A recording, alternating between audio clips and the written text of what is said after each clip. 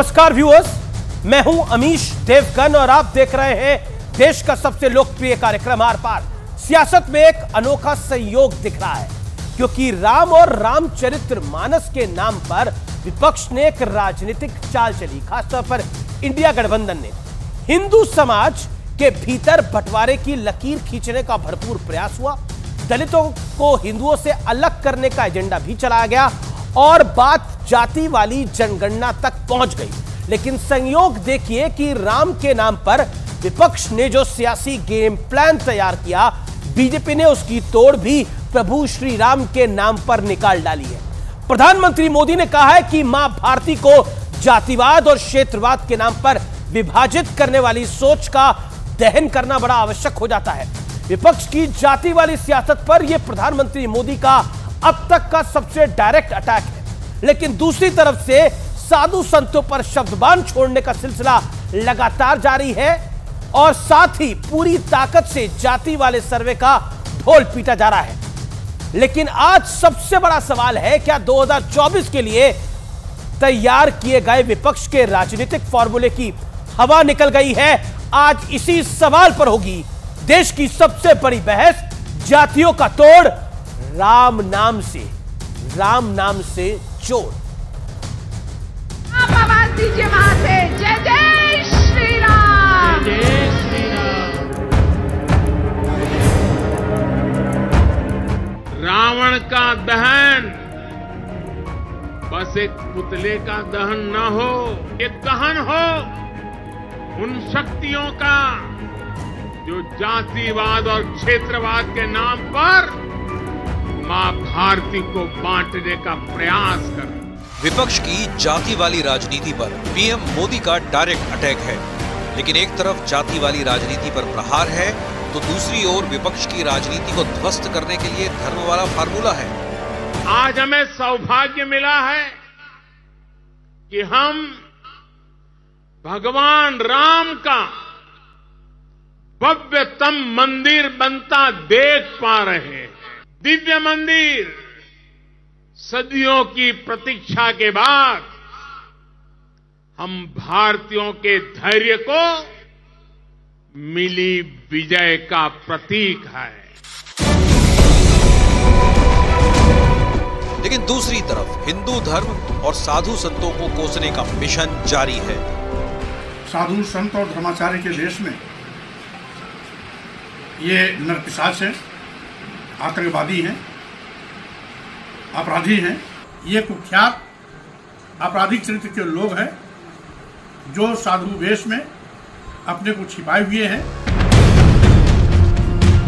और इन सब के बीच विपक्ष जाति वाली जनगणना को लेकर सियासी पिच तैयार करने में जुटा है तो दूसरी तरफ से पलटवार भी जोरदार हो रहा है। जब चुनाव की दिन है, मतदान के प्रचार के समय ये सारे हथकंडे फिर से अपनाए जाएंगे। उसकी आग में हमको पड़ना नहीं चाहिए। उकसावे में भड़काऊ बातों से भड़ककर उकसावे में आकर नहीं करना है। लेकिन आज सबसे बड़ा सवाल है कि क्या श्री राम और धर्म के आगे विपक्ष का जाति वाला कार्ड, सियासी गेम फेल हो जाएगा? आज इसी पर होगी देश की सबसे बड़ी बहस। जातियों का तोड़ राम नाम से जोड़। और अब वक्त है आर पार के सुप्रसिद्ध विश्लेषण का, हिंदुओं को खंड खंड करने के षड्यंत्र का विश्लेषण। षड्यंत्र नंबर 1, स्वामी प्रसाद मौर्य ने राम के नाम पर बंटवारे वाली लकीर को खींचा। दलितों और पिछड़ों को हिंदुओं से अलग करने की चाल चली गई। स्वामी प्रसाद मौर्य उसका चेहरा बने और समाजवादी पार्टी ने इन्हें प्रमोशन भी दिया इसके बदले।